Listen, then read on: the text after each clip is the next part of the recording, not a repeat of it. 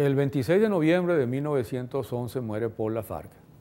Paul Lafargue es uno de los grandes revolucionarios de la segunda mitad del siglo XIX, marxista, luchador obrero, organizador sindical y político, miembro de la Primera y de la Segunda Internacional, uno de los dirigentes y de los fundadores del Partido Obrero Francés, comunero, es decir, un personaje que tiene una participación sumamente importante en ese proceso constitutivo y de desarrollo del movimiento obrero revolucionario y particularmente de la difusión del pensamiento marxista.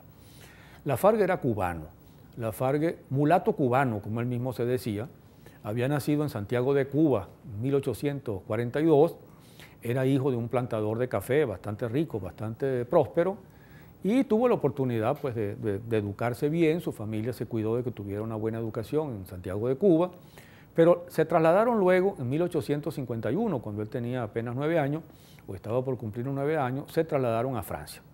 Se trasladaron a Francia, al sur de Francia, de modo que Lafargue prácticamente tuvo educación en Francia, se incorporó pues, al mundo francés y de alguna manera fue, al mismo tiempo que un mulato cubano, fue también un revolucionario francés. Y la mayor parte del resto de su vida, todo lo pasó en Europa, en buena parte del tiempo en Francia.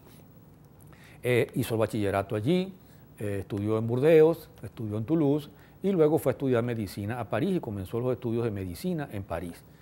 Lafargue empezó a ser un estudiante inquieto, estamos hablando de los tiempos del gobierno de Napoleón III, del imperio de Napoleón III, y Lafargue va a identificarse con la oposición republicana contra Napoleón III.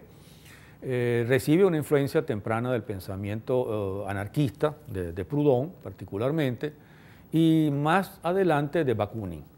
Va a tener una influencia más importante de Bakunin y justamente en ese contexto la represión, la policía de Napoleón III descubre las actividades de Lafargue y Lafargue tiene que huir de Francia, abandonando los estudios de medicina y se va a Londres. Allí termina de estudiar medicina y obtiene pues el diploma de médico.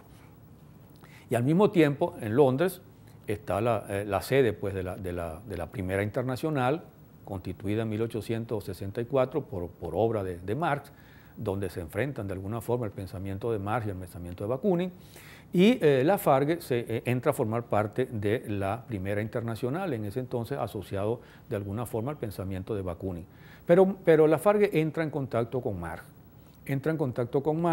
con la familia de Marx, se convierte en un asiduo visitante de la casa de Marx, empieza a manifestar una profunda simpatía, una profunda admiración por Marx, y no solo por Marx, sino que lo que va a hacer, pues que va a ayudar pues, a que Lafargue, conociendo su pensamiento y sus textos, se haga marxista, abandone el pensamiento anarquista para ser marxista, sino que va a conocer allí a la menor de las hijas de Marx, Laura. Laura Marx se va a enamorar de ella, o se van a enamorar los dos, y se van a casar en 1868. Lafargue se va a convertir en un publicista marxista. Lafargue no es exactamente un teórico que profundiza demasiado en las cosas, pero es exactamente un publicista, tiene una facilidad de comunicación, de escribir artículos, ensayos, y al mismo tiempo es un militante, un cuadro, un dirigente que se mueve y que trabaja también, no solamente escribe, sino que trabaja. Y va a hacer una importantísima labor de difusión de las ideas marxistas e incluso participando en polémicas pues, importantes que en esa época tenían mucha incidencia, mucho peso. Lafargue va a participar en la Comuna de París. En la Comuna de París, va a estar asociado a la Comuna de París, eso lo va a obligar a huir otra vez de Francia, y la Internacional lo manda a España. Manda a España, recordando pues que es de origen cubano, que domina el español, y Lafargue va a pasar varios años en España tratando de organizar dentro de la Internacional el movimiento marxista. Pero allí no tiene mucho éxito porque en España lo que sí tiene éxito, lo que domina por completo el movimiento, el pensamiento revolucionario, el movimiento obrero, es el anarquismo. El anarquismo español tiene mucho peso y a pesar de los esfuerzos de Lafargue no logra mucho éxito, el marxismo sigue siendo una minoría. En 1872, en el Congreso de La Haya, se disuelve finalmente la Primera Internacional. Lafargue vuelve más adelante entonces a Francia Y allí va a participar en las luchas que siguen y va a ser uno de los fundadores y de los organizadores del Partido Obrero, el Partido Socialista pues, Obrero francés, donde va a destacar a lo largo de las décadas siguientes como dirigente. La FARC pasa prácticamente más de 40 años casado con Laura Marx, tienen una relación muy bien estable, pero ellos se habían jurado, habían hecho un juramento de que cuando llegaran a los 70 años, ellos se iban a suicidar, consideraban que era suficiente vida. Y cuando llegó justamente el año 1911, un 26 de noviembre, la FARC y Laura Marx mueren juntos porque se suicidan. Así termina la vida de la FARC. La FARC escribió una serie de cosas, algunos artículos, ensayos bien interesantes, pero sobre todo dejó dos textos muy valiosos. Uno de ellos son unos recuerdos de Marx. Son unos recuerdos de Marx, uno lo lee eso con mucha emoción porque es un texto muy hermoso, muy lleno de sinceridad, de vida, donde describe prácticamente la vida cotidiana de Marx, de su familia, el pensamiento de Marx. Es un trabajo que ha tenido bastante difusión y que se sigue leyendo también con interés. Pero sobre todo escribió, entre tantas otras cosas, un trabajo corto pero realmente contundente, que al mismo tiempo se convirtió en uno de los textos marxistas más famosos, más difundidos, más leídos en las primeras décadas del siglo XX y que todavía se sigue leyendo con mucho provecho, se lo puede disfrutar mucho. Ese texto se titula El derecho a la pereza. Y lo que hace la FARC allí es justamente entrar en conflicto con la teoría del trabajo. Es decir, él lo que trata de mostrar allí fundamentalmente es que la idea de valorizar el trabajo y convertir el trabajo prácticamente en el objetivo de la vida es una creación de la burguesía.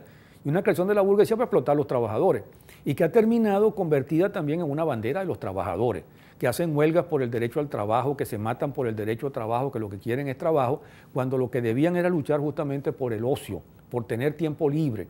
Y es justamente entre las cosas que él propone justamente rebajar las jornadas de trabajo y simplificar las cosas de tal manera que sean más obreros los que tengan derecho al trabajo y al mismo tiempo que tengan menos horas de trabajo y que por tanto tengan más tiempo para el ocio creativo, para educarse, para formarse en el terreno pues, de la cultura y del ejercicio de cualquier actividad que pueda realizarse en ese tiempo libre. Esa obra tuvo una difusión enorme y una popularidad enorme y repito, es una obra que se puede leer con mucho interés. Y termino señalando algo.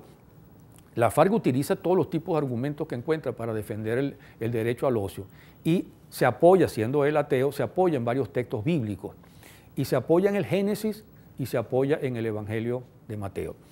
Y se apoya en el Génesis para decir que Dios, que el propio Yahvé fue uno de los promotores del derecho a la pereza, porque Dios creó el mundo en 6 días y a partir del 7º día se echó a descansar y no ha hecho otra cosa por toda la eternidad.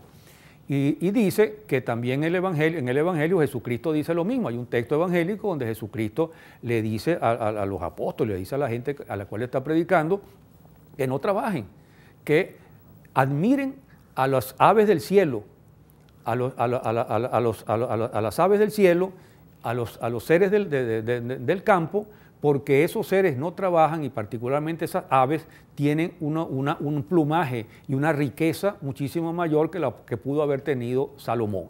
Es decir, insiste pues en que hasta los textos bíblicos podrían ser utilizados para defender el derecho al ocio, el derecho a la pereza y para combatir la fiebre loca por el trabajo que lo que hace es esclavizar fundamentalmente a los trabajadores.